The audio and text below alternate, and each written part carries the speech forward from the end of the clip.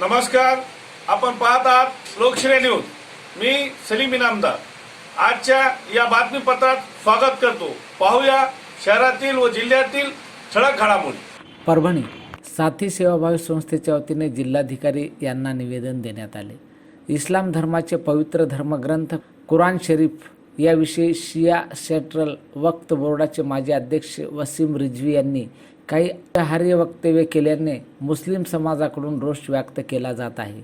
काही दिवसापूर्वी रिजवी यांनी पवित्र कुराण शरीफमधील काही आयात कुराणमधून हटविण्याची मागणी करणारी याचिका कोर्टात दाखल केली होती।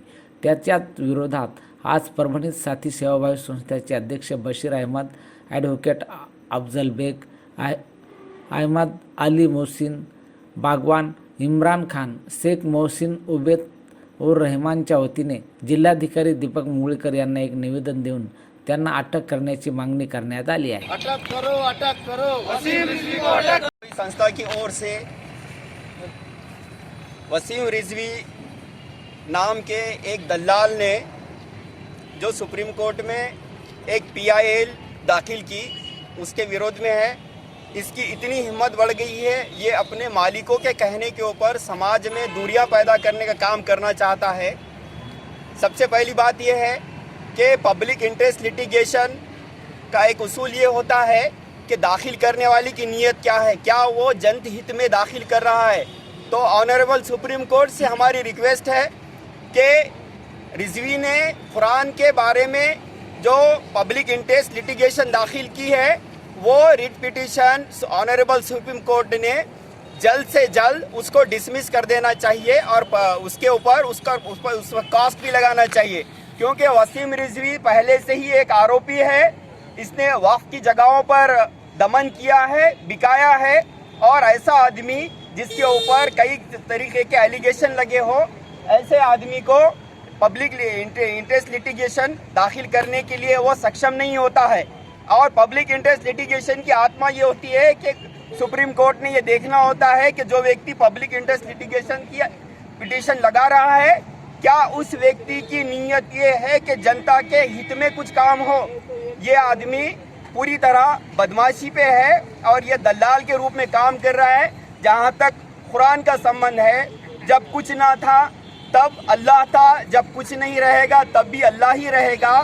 कुरान अल्लाह का कलाम है, अल्लाह ताला ने इंसानों के वेलफेयर और अच्छाई के लिए भेजे हुए मैसेजेस है, और सारे के सारे मैसेज उसका एक नुक्ता, सेमी कोलन, फुल स्टॉप, सब कुछ जैसे कि वैसा ही रहेगा, क्योंकि कुरान की हिफाजत की जिम्मेदारी उस शक्ति ने ले रखी है जिसने सारी कायनात, पूरी दुनिया, पूरी यूनिवर्स बनाई है।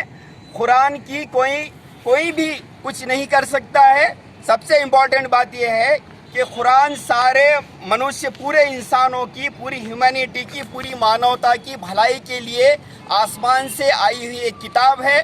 और कुरान किसी एक व्यक्ति पर नहीं उतरा है, यहाँ तक कि कुरान सुप्रीम कोर्ट पर भी ना उतरा नहीं है, बल्कि सुप्रीम पावर ने उतारे हुए वे ऑफ लाइफ, इंसान की वेलफेयर, भलाई के लिए कैसा होना चाहिए, इसका पूरा डिटेल कुरान है। और कुरान को कोई बदल भी नहीं सकता, क्योंकि सबसे इम्पोर्टेंट बात है, कुरान ही दुनिया की एक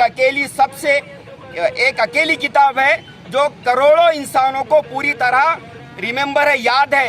अरे कोई इससे हटके कोई किताब ऐसी धरती पर नहीं है जो इतनी बड़ी संख्या में इंसानों को याद है। इसलिए आज साथी सेवाभावी संस्था की तरफ से जो जिलाधिकारी साहब के मार्फत एक गृह मंत्री साहब को निवेदन दिया जा रहा है, ये निश्चित आंदोलन इसलिए किया गया है कि वो सुअर के मुका वसीम रिजवी, जिसने सुप्रीम कोर्ट के अंदर एक याचिका दाखिल की कि 26 कुरान शरीफ के अंदर जो 26 आयत है वो आतंकवाद को बढ़ावा देते हैं। कुरान शरीफ कभी किसी चीज़ को बढ़ावा देने के लिए नहीं, कुरान शरीफ का मकसद ये है कि सिर्फ़ और सिर्फ इंसानियत का मैसेज देता है कुरान शरीफ। और कुरान शरीफ एक बार जिसने भी पढ़ लिया वो कुरान शरीफ का होकर रहेगा। जिस तरह से ज़मीन और आसमान में कोई तरतूत नहीं हो सकता, उस तरीके से कुरान शरीफ में कोई तरतूत नहीं हो सकता और कोई सोच भी नहीं सकता।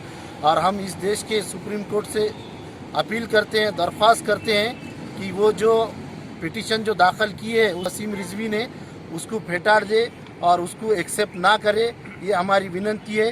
जय हिंद, जय भारत। मैं सेवाभावी संस्था की तरफ से आया हूँ इस वसीम रिजवी के निषेध के लिए। तो आप जो दलाली कर रहे हो गवर्नमेंट किसकी कर रहे हो हमको पता नहीं है, मगर ऐसी जो दलाली कर रहे हैं जिसकी वजह से दो कौमों में इंतशार पैदा हो रहा है। ये जो दलाली करते हैं लोग, कुछ लोग, जिसकी वजह से दो कौमों में इंतशार पैदा होता है, लड़ाई का माहौल बनता है, वैसी दलाली